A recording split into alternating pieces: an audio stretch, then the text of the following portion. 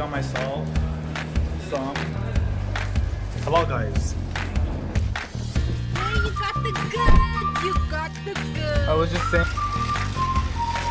We're making some mango lassi.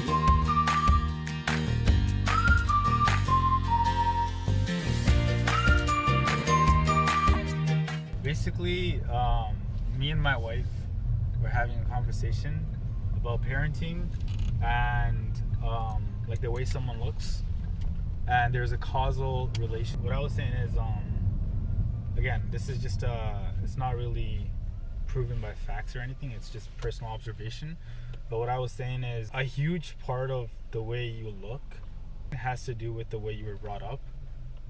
So like parents, for example, like someone who is like say obese in their in their teenage years, more than likely a big effect to that, or a big cause for that, was the way they came, like their parents brought them up. How do I explain this? I'm trying to explain it in a way where it makes sense. Like, well, what I was gonna say is most likely if the parents are obese, your children will 100% as well be obese. Yes. Because they are following their parents' diet, their parents' lifestyle.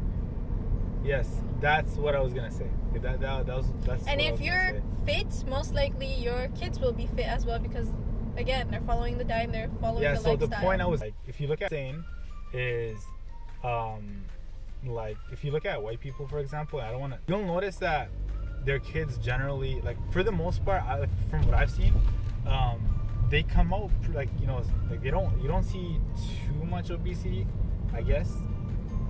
Like I used to go for runs and like bike rides in the morning, like 6 o'clock in the morning. And it's usually them. And it's usually like white people, or riding bikes together like as a family. African Americans or Asians, like Chinese, like Asians or whatever. So, and you don't see. I've never seen I don't see brown people. You don't see Bengalis. You don't see Indians. It's just not something we do. And but you know what though? I do think us brown people, we're taken out to the park all the time. It's just the parents don't do the physical activities with us. That's not. Like, that's I grew up going to the park every single day, but it would be like my mom hanging out with her friends. No, I get that, but that doesn't encourage, I guess. That might be your family, but a lot of families are not like that. Like, with some families, you have the parents involved. So, like, if the parents are going hiking or biking or whatever, they take their kids, so the kids are learning from their parents. But for a lot of brown folks and a lot of brown families, like, their parents want nothing to do with. I mean, I guess it makes sense because they have like work and stuff. They're busy with work and stuff. But I think it's good to like, as like we're not even parents yet, but like when we're parents, inshallah, like, you want to go and do things with your kids, so they learn from that. So healthy habits, for example, if your kid turns out obese in his teenage years, it's more than likely you enable that, right? You probably went McDonald's twice a week or something. So like if you yourself like encourage a certain lifestyle, then your kids will learn, and they observe and they learn. And so the chances of your kids turning obese or fat is less likely because of the lifestyle you imported onto them. You get what I'm saying? Mm-hmm. Or you're not encouraging, like you're not just encouraging a healthy lifestyle. It's something that's fun, and it's like a bonding experience as well. So inshallah, when we have kids, like I want to do that as well. Like I feel like we would do that because we grew up doing that compared to our parents. Not me. I didn't. I didn't have that. I'm not saying going biking with your family. Since you grew up biking, you're gonna want to take your kids out biking. Yeah. And you're gonna do it as a family thing.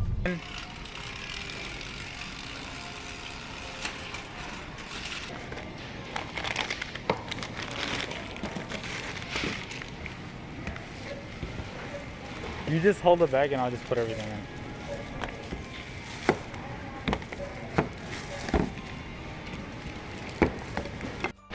Okay guys, going grocery shopping. Today's a good day. It's a nice weather.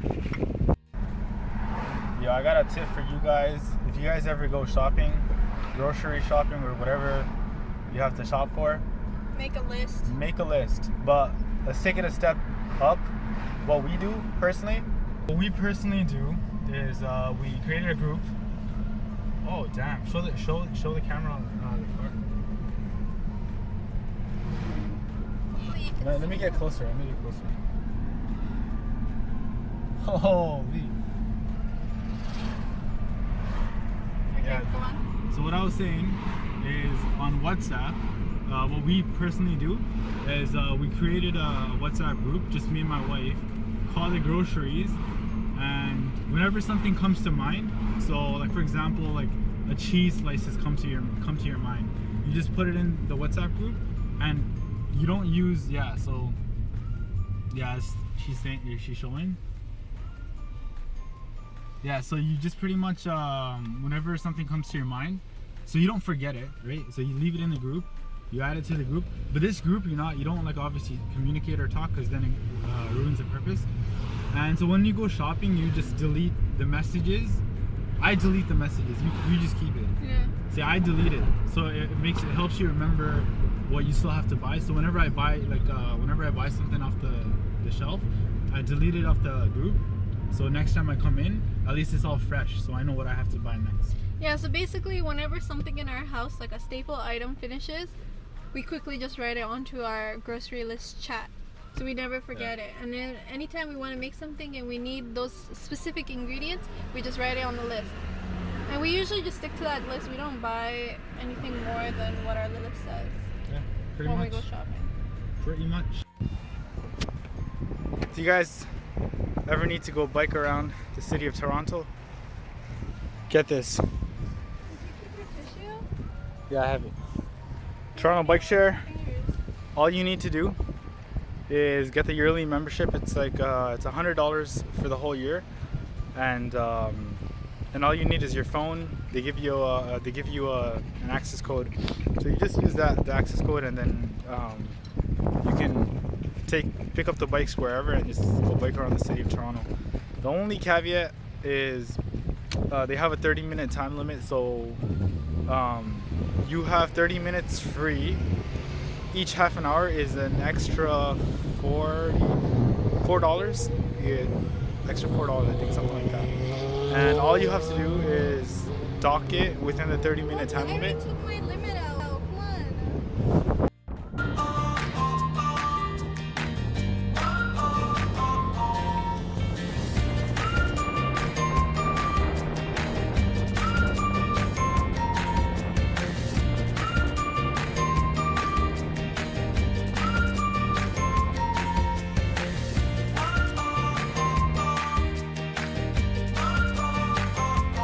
Yeah, so I got myself some halal guys for iftar.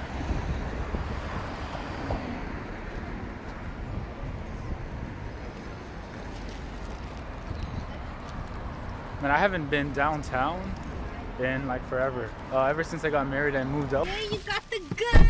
You got the goods. I was just saying, I was actually recording. And I was saying that I haven't been downtown in so long, ever since we got married, because we moved eastwards, and I grew up downtown. And check it out. I got half and half. Oh, you did? Yeah. Oh man, this is looking so good right now. Well, guys. It's horrible recording. I'm joking. Right here. Okay, basically, I'm going to attempt cutting this mango. Let's see how it turns out. What are we making? We're making some mango lassi. So we got our blender here, we got our mango here, we got sugar, we got some yogurt, milk, and we got some honey, and we're gonna finish it off with some garam masala. Garam masala. Okay, so how do I cut it? Did you wash it? Can you cut this part? Okay, so Don't cut so much of the mango, okay? bad, Try to my cut bad. as close to the mango as okay, possible. okay. I'm gonna try to. If we had a peeler, this would have been so much easier.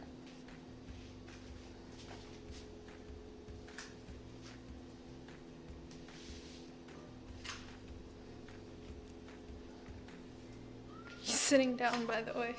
That's why you look sitting so down short. because my knee hurts. By the way, I just got surgery like a couple months ago, like 2.5, 3 months ago, and it's taking time to heal, so I need to rest it.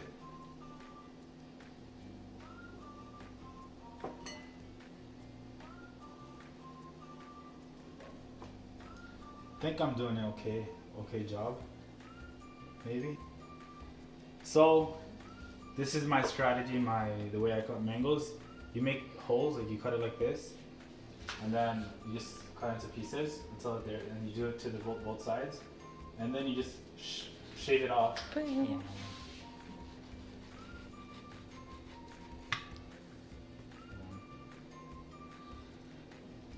Oh, my bad.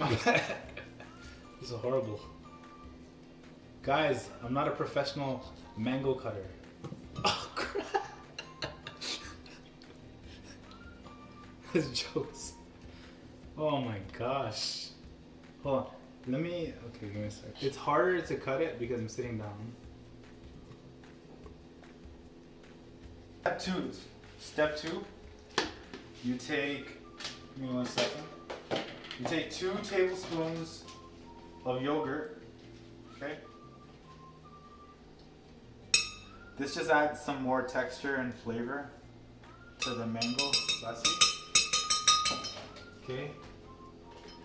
And then you add some milk.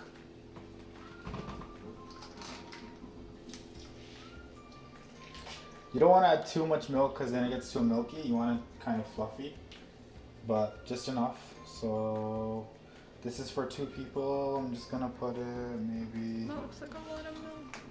Just there. Oh, this is good.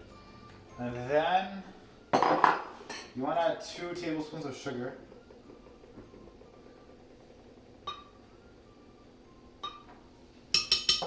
Okay. And then you want to top it off with some honey. Okay. That looks good. It's time to blend it.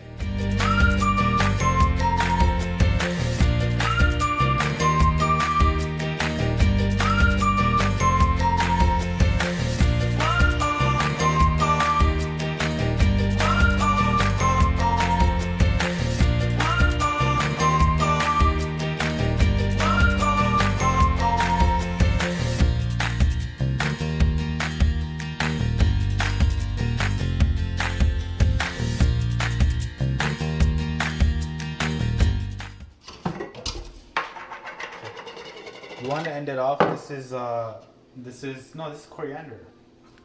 Put it back in. Put the spoon back in. You want to add just a pinch of garam masala at the top. Looks like. Okay, I'll give you less. I'll take that one. Okay. And then here, I don't want to mix it with that. Give me a spoon. Just want to mix it just a bit.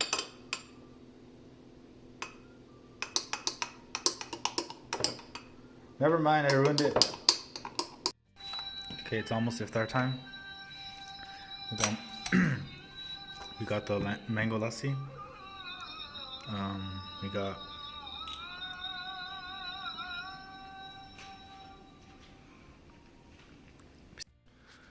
Assalamu alaikum. We've come to the end of the vlog, and I just wanted to close it off with some Quran recitation and some closing thoughts and closing remarks. So recently I memorized a verse of the Quran in Surah Baqarah, if you guys can see here. Here. Bismillah ar-Rahman ar-Rahim. الَّذِينَ إِذَا أَصَابَتْهُمْ مُصِيبَةٌ قَالُوا إِنَّا لِلَّهِ وَإِنَّا إِلَيْهِ رَاجِعُونَ. I repeat that again. الَّذِينَ إِذَا أَصَابَتْهُمْ مُصِيبَةٌ. When there is a trial or tribulation that affects them. قَالُوا, they say, إِنَّا لِلَّهِ, indeed to Allah, وَإِنَّا إِلَيْهِ, and to Him we return, رَاجِعُونَ.